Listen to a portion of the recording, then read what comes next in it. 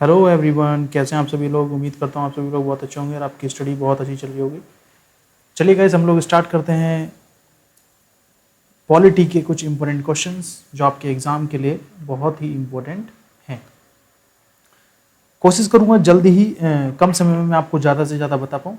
तो चलिए मेरे साथ, मैं हूँ कुलदीप सिंह, काबिल इंजीनियर चैनल में आप सभी का बहुत बहुत स्वागत है। तो हम लोग पॉलिटी के क्वेश्चंस करते हैं, जल्दी से देख लेते हैं। फर्स्ट क्वेश्चन है पॉलिटी का। भारतीय संविधान का निर्माण करने वाली जो संविधान सभा है उसका गठन हुआ था 1946 में।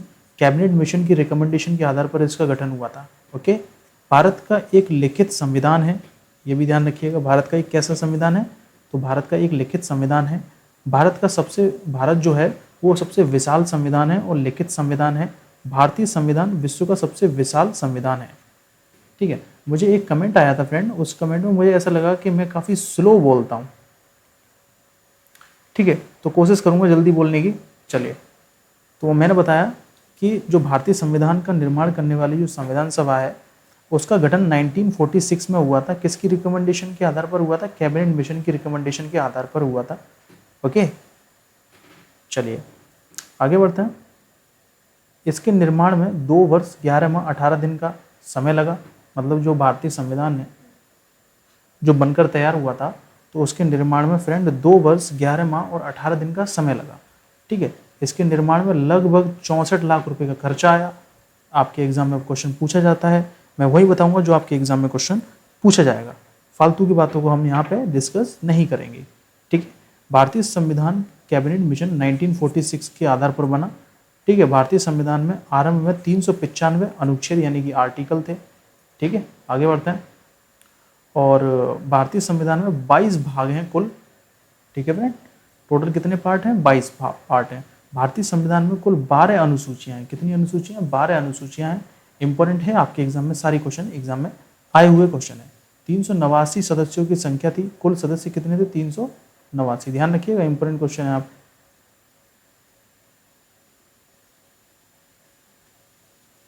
चलिए, 389 सदस्यों में से 292 सदस्य ब्रिटिश प्रांतों से थे।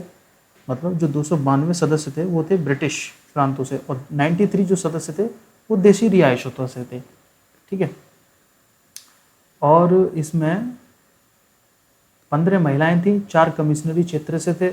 4 कमिश्नरी क्षेत्र कौन कौन से हैं? दिल्ली, अजमेर, कुर्ग और बलूचिस्तान। ठीक है, ध्यान रखिएगा। संविधान सभा की पहली बैठक 9 दिसंबर 1946 को बैठती है। ठीक है, ये भी ध्यान रखिएगा। पहली बैठक कब बैठती है? 9 दिसंबर 1946 को। पहली बैठक नई दिल्ली में आयोजित की जाती है। ये भी ध्यान रखिएगा। कहाँ पर करी जाती है? सेंटर हॉल में करी जाती है। मुस्लिम लीग ने पहली बैठक का बहिष्कार किया था। ठीक, चलिए आगे बढ़ते हैं। पहली बैठक में डॉक्टर सच्चिदानंद सिन्हा जी को संविधान सभा का प्रथम अध्यक्ष चुन लिया गया था। किसको चुना गया था? डॉक्टर सच्चिदानंद सिन्हा जी को चुना गया था। डॉक्टर सच्चिदानंद जी को सभा का चुनने का कारण क्या था? इनको क्यों चुना गया था? तो ये सबसे बुजुर्ग व्यक्ति थे, इसीलिए इनको चुना गया था। सीनियर सिटीजन थे, इसलिए इनको चुना गया था। वो भी इनको चुना गया था अस्थायी तौर पर। कैसे? अनपरमानेंट, परमानेंट नहीं थे ये। ठीक है, अस्थायी तौर पर इनको चुना गया था। 11 दिसंबर 1946 को संविधान सभा की दूसरी बैठक बैठती है। पूछेगा एग्जामिनर आपसे संविधान सभा की दूसरी बैठक कब बैठती है? तो ध्यान रखिएगा 11 दिसंबर 1946। इस बैठक में डॉक्टर राजेंद्र प्रसाद जी को संविधान सभा का स्थायी अध्यक्ष चुन लिया जाता है। किसको चुना जाता है? डॉक्टर राजेंद्र प्रसाद जी को। देश के पहले शिक्षा मंत्री डॉक्टर अबुल कलाम आजाद जी हैं। देश के पहले रक्षा मंत्री बलदेव सिंह जी हैं। चलिए आगे बढ़ते हैं। देश के पहले गृह मंत्री सरदार वल्लभ भाई पटेल हैं। कई बार एग्जाम में क्वेश्चन पूछा जाता है। देश के पहले सूचना एवं प्रसारण मंत्री सरदार वल्लभ भाई पटेल ही थे। सरदार वल्लभ भाई पटेल जी को आयरन मैन के नाम से जाना जाता है, यानी कि लौह पुरुष के नाम से जाना जाता है। ये सारे वन लाइनर क्वेश्चन हैं, आपके एग्जाम में आएंगे, ध्यान रखिएगा। लौह पुरुष के नाम से जाना जाता है। 13 दिसंबर 1946 को संविधान सभा में पंडित जवाहरलाल नेहरू जी ने उद्देश्य प्रस्ताव पेश किया। पारित नहीं किया, पेश किया। चलिए आगे बढ़ते हैं।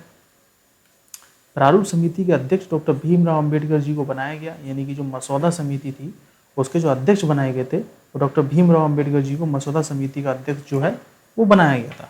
ठीक है, प्रारूप समिति का प्रारूप जो किसने तैयार किया था, ये भी आपसे क्वेश्चन पूछ लेगा। तो सर BN राव जी ने प्रारूप समिति का प्रारूप तैयार किया था। आई होप आपको समझ में आ रहा होगा जो मैं बोल रहा हूँ, बहुत जल्दी जल्दी बोल रहा हूँ, ठीक है, क्योंकि आपका रिवीजन हो सके जल्दी से जल्दी, ठीक है। Sir B N Rao ji को भारतीय संविधान का क्या कहा जाता है? एडवाइजर कहा जाता है, यानी कि संविधान सभा का सलाहकार कहा जाता है। Doctor B N Rao ji को भारतीय संविधान सभा का सलाहकार कहा जाता है। मेरे द्वारा यहाँ पर लिखी हुई सारी बातें आपके लिए इंपॉर्टेंट हैं, सारे पॉइंट्स आपके लिए इंपॉर्टेंट है, ध्यान रखिएगा। प्रारूप समिति में 7 सदस्य थे। कितने सदस्य थे? 7 सदस्य थे। प्रारूप समिति में गोपाल स्वामी अयंगर थे, अल्लादी कृष्ण स्वामी अय्यर थे, के एम मुंशी थे, मोहम्मद सादुल्ला थे, डीपी खेतान थे, टी कृष्णमाचारी थे, ठीक है। तो ये नाम ध्यान रखिएगा। 26 नवंबर 1949 को संविधान अंगीकृत होकर तैयार कर लिया गया था। कब हुआ था? 26 नवंबर 1949, ध्यान रखिएगा, इंपॉर्टेंट क्वेश्चन है। 284 सदस्यों ने हस्ताक्षर किए थे।